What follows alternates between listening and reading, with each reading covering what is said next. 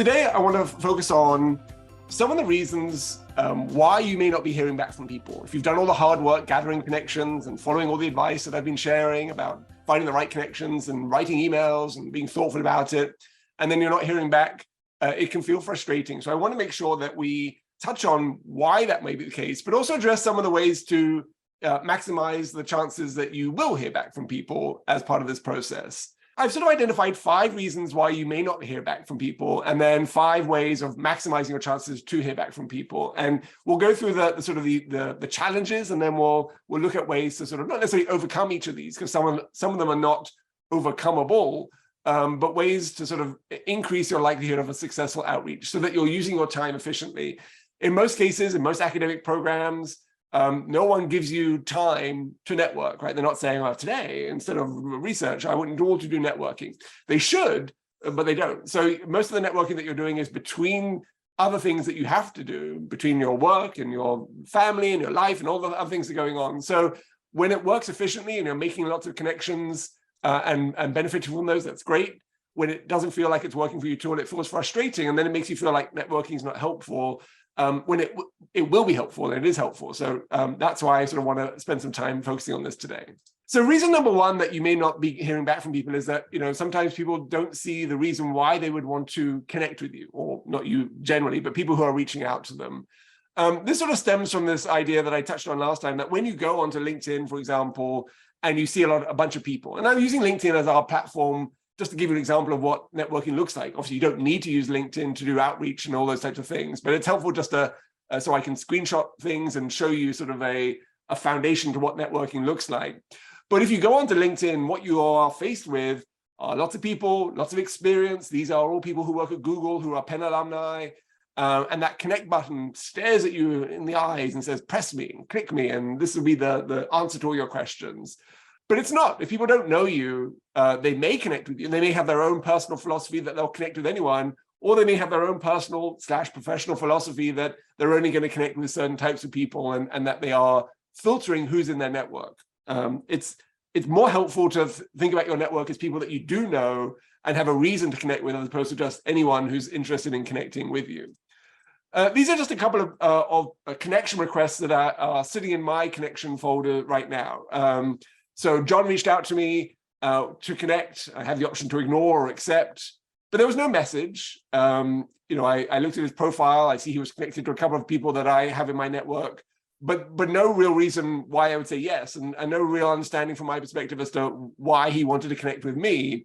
Now, John is perfectly nice, and if he's on here today, I appreciate you being here, but the idea is it did not seem relevant. So I actually didn't decide yet to accept or ignore. I'm just ignoring generally by not pressing ignore, because pressing the ignore button seems a little bit harsh. So I'm just generally ignoring. And then Marcus reached out, and immediately you can see a difference, right? So there's a small comment as part of the invitation that sort of mentions my name and mentions something that I do. So I do teach. I'm an adjunct professor up at Hunter College, as well as my role here at Penn. So obviously this is a much more engaging insight. So if you're reaching out to people and just connecting with them and they don't know you, chances are they're going through some of these thought processes of saying, well, who is this person? And why do they want to connect with me? And what can I give them? And this seems like a lot of trouble. And now I'm very busy doing something else. So that's sort of step 1, is to be very thoughtful about who you're connecting with, but also when you're connecting. When in that process are you connecting? And we touched on this in some of the previous sessions about how to position the connection request after a significant interaction, not beforehand. Number 2, now just may not be the best time for people that you're reaching out to. And unfortunately, in our current environment, there's good reasons why people may have a hard time wanting to, support other people when they're looking for ways to actually support themselves. So with all the stuff that's going on at Meta and Twitter, for example, Payal shared this on LinkedIn. It's just a post I randomly saw. But obviously, they and the people who have lost their positions are not going to be in a position to help you. Now, you don't know what's going on, right? You're just looking at their profile, or you see them, or you want to connect with them. You don't know what's going on in their life, and they're probably not going to respond to you by saying, I'd love to help, but I've recently been laid off, and now's the right time. You're just not going to hear back from them because they're prioritizing their own needs. So in some cases, it's not you, it's not your request, it's not the timing of it. It's just that they cannot be cognitively or emotionally or physically or they can't be present for you. They can't help you in your role because they need to help themselves. Another reason is that there are busy periods in every industry. And it's helpful for you to know that industries have these ebbs and flows, because as you're making decisions about what types of field or role that you're interested in, this might be helpful information to know as you're evaluating whether it's a role or a job that you actually want. But if we take the sort of traditional, let's say, faculty busy periods, this may not be to scale or accurate, but it gives you a general sense, right? The end of the academic year is a busy time. The beginning of the new academic year is an extremely busy time, and exams are always a busy time, right? So, you know, the midterms and other things. So there's ebbs and flows. You're reaching out to a faculty member in August or September, the chances that they're able to respond to you are much diminished because they're just so busy. They may want to, and they may love to respond to you, they just don't have the time, or they may see it and then they may just get preoccupied with other things that are going on.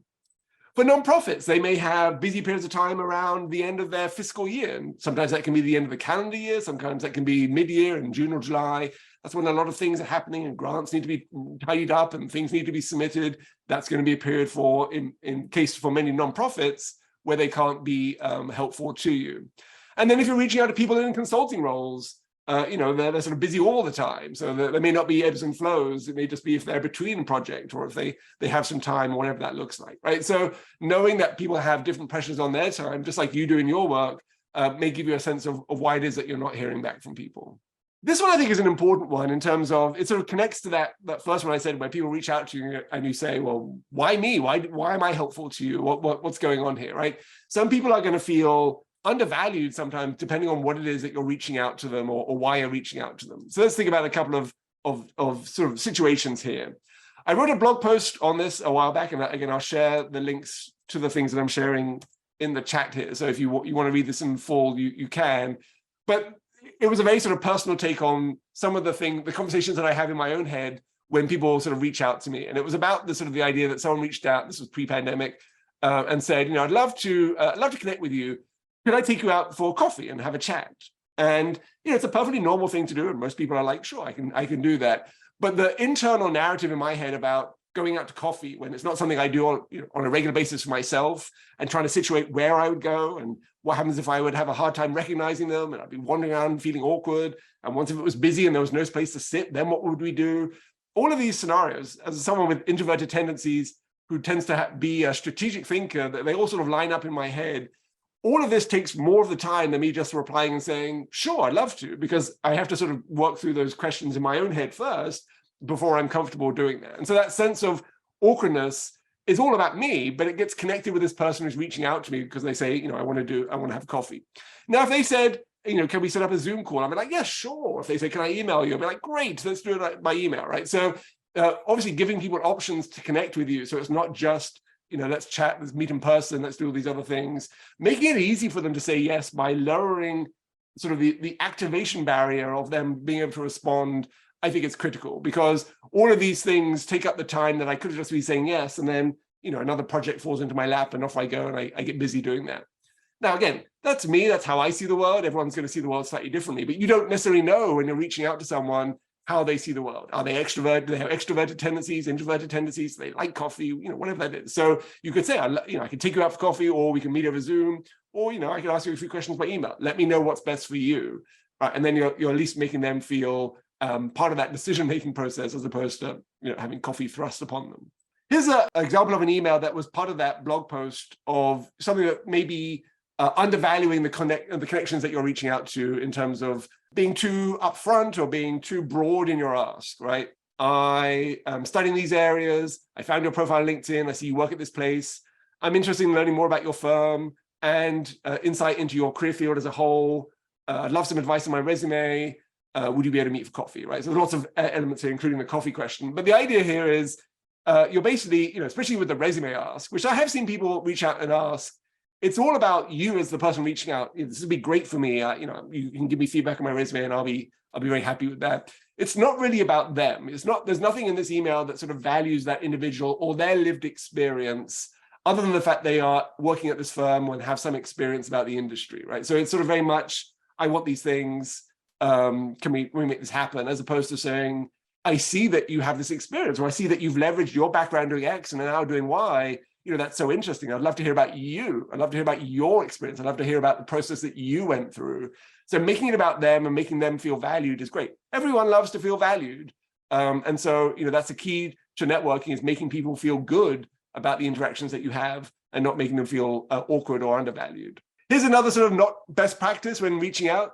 You sort of want to do it by email, and you say, I have a few quick questions, and then you have sort of the 100 questions that you're asking that you'd love to get answers to. This is too much, obviously, right? So even if the person on the other end who's working in a role that you may be interested in is excited to help you, they just don't have the time to respond to a whole series of questions, right? They can start replying to an email, and then someone will knock on their door and they'll have a project deadline coming up, and they'll go off and do that, and then this just won't get completed because it's a monumental task, something like this. Now, obviously, I'm overdoing it in terms of the number of questions, but just to give you an example of what that can look like. This is obviously too much, right? A single question that might sort of start a conversation is great. The lowest sort of way to activate, so sort of lower the activation barrier, would be to ask the question, hey, can I ask you a few questions by email, right? Because that's a yes/no answer. If they say yes to something, if they respond to you with anything, they are more likely to keep the conversation going. It's that initial response that's so key to get. But if they say yes, feel free to send me a few questions, then you can do that. And because they sort of entered into a sort of an agreement with you, a sort of a social agreement, they're much more likely to continue that moving forward. Here's a common one that I see people sometimes thinking about sending. I'm interested in data science position at your company. Could you forward my attached resume to your manager, right? So it's really not leveraging anything about that person's lived experience, but it's asking them to do a lot for you. Now, the person who's received this is probably not going to forward your resume on because they just don't know you, right? It will be their reputation on their line if they sort of forward your email to the hiring manager, and the hiring manager's like, well, what's this, right? And they don't like the look of it. So they're not likely to sort of immediately sort of jump in and say, yes, I can help you. I don't know you, but I'm going to advocate for you, right? They can't advocate for you if they don't know you. And so rather than saying that, because it's awkward to say, well, sorry, I don't know you, so I don't think I can do that, they're just going to ignore it, right? They're not going to engage with you, because if they do engage with you, it's going to make them feel awkward. It's going to make them feel bad that they can't help you because you're sort of making too much of an ask in this context. And then the last reason that people aren't getting back to you is just you don't know. But ultimately, it's probably not you, right? If you're avoiding some of these key areas that I've been touching on, don't take it personally if people are not responding. They could be busy, they have things going on, they just may not have seen the email. I get a lot of emails, as I'm sure you do, that start at the top of the inbox and then by the end of the day are 5 pages down. I may not see that. Or I may not remember. I may, remember it, but I can't find it. And, all sorts of things happening. So don't take it personally. Think about ways that you can then try different approaches, different people to make progress with your networking. So we're going to flip it over now from, the challenges that you face to what can we do to maximize the likelihood that you will get a response as you're doing outreach to people as part of your networking. So step number 1 here is to sort of really clarify what it is that you want, right? This goes back to what I said in our first session today and in the next one. I think about making sure that you have clear goals and questions, because as soon as you have clear goals and questions about the information that you need, you can find the people that can answer that question, and thereby you're automatically valuing them more because they can help you answer this question, right? They're not just giving you broad insight into broad things. They're answering specific questions that you have. When we think of networking at a broad level, it is to help us get a job or grow and advance in our profession, right? That is the sort of the goal that we have. In reality, because you're leveraging people and people are sensitive and like to be valued, it's better to see networking as sort of a multi-step approach, where the first thing that you're going to do as part of networking is really gather information. This is information that you can use on your resume. This is information you can use as you're interviewing for roles. This is information you can use even as you're negotiating for things. But that information values the person who shares that information with you, and that helps you get the job. It's not the networking doesn't necessarily get you the job that you're going to immediately. So thinking about what you actually want to gain from your networking experiences is really helpful, right? So if you're interested in patent law, you might be interested in what skills are critical or what you could be doing to gain skills that are helpful. Even that sort of discrete sort of focus area is going to make it easier to find people and easier to make a question or formulate a question that they can easily answer for you. You definitely don't want to reach out to people and say, I'm not quite sure what path I should take, but I'd love to chat with you, because that sort of puts them in a position where they have to be a career advisor for you. And they're like, well, I didn't know either, and I don't know if I can help you. That's our job at Penn's Career Services, to walk you through that process. Your job is to value the specific interactions that you're having for what they are. So let's say you are interested in patent law and consulting and biotech. You might have a conversation with people in those different paths. In each of those paths, the conversation may be about the questions specific to that one path, right? You don't necessarily want to say to someone in the consulting path, but I'm also interested in X and Y, because that's not information that they can help you with unless they've had experiences there. So clarifying your narrative and being very focused about what you want from people, I think, is going to be helpful. Part of this means doing your own research first, right? So that you're not asking broad questions that could have been answered if you just spent some time, or spent some time exploring the resources that are out there. So the research lays the foundation for you being able to ask better questions, more insightful questions to people that you're meeting. And those insightful questions will demonstrate to the person that you're meeting that you've been proactive, you've done some of the hard work, and they can give you better answers because they know you have that foundation. So again, back to the idea of patent law, you might be interested in what client interactions look like, because you know that communication is important. You know that there are client interactions. You just don't know what those look like or what experiences that one can gain, right? So just understanding the nature of the role as much as you can ahead of time is going to help you ask those better questions. Now, sometimes the role is so unique and so specific, you're going to have to ask basic questions just to get up to speed. That's okay, right? As long as you've done some of the work to say, I've looked and I really can't find any information out about what this role means. I'd love to hear it from you. That's a perfectly fine strategy too. You just want to make sure that you're using that background information first. Now, some of the resources that we have at Career Services would be our Vault first-hand guides, right? For every sort of industry that you might be interested in, chances are there's a Vault guide that really just breaks down the broad concepts of the roles, the industries, the companies, the trajectories of a role that you have in there. Fantastic foundational information that you can leverage as you're doing your online research. So don't forget to take advantage of those guides. Then we have the video libraries for our two online platforms. There's the Beyond Graduate School platform for master's students, and they have a video exploration library of 129 videos with master students from different backgrounds who are out there in the world doing interesting things. So you might find from this list career fields that are of interest to you, and you might be able to sit in on some of these 10-minute conversations and learn an awful lot about their role, what they do, what skills are valued. Easy networking, free networking, because it's been done for you and it's readily available. So do take advantage of this one. The PhD career training platform has a similar library of people that you can leverage, right? 165 interviews here that provide the same information about people's trajectories and the different roles that they're in. So no matter your background, you can answer some of your questions just by doing some of this background research. As you're then formulating what questions remain, right? You're going to answer some of your questions on your online research. Then you can say, well, who has the specific background that I need to sort of really make progress with my understanding of this field or my job search? So what I did here is I just searched for Penn alumni at Comcast, and a lot of recruiters who are alumni at Comcast, which is good to know. Josephine in this corner is a senior manager. So let's take a look at her profile here. She was a social work student, Master of Social Work, graduated in 2013, innovative, highly analytical, process-oriented expert in a whole range of fields here. So a nice overall summary that she's provided. If I look at her background, her experience section had one of those, click here for more. She had about 14 different experiences, of which I've covered some here. Some are teaching, some of the new role at Comcast, which she's just started in September of this year, and a whole bunch of other stuff there. So many experiences that one could learn from if you're interested in any of these fields. You can't have a job in all of these fields as you're a student. You can't even have an internship in all of these types of roles as a student. It's just not enough time. But this is someone who's had some experience doing these things who might be able to share that with you.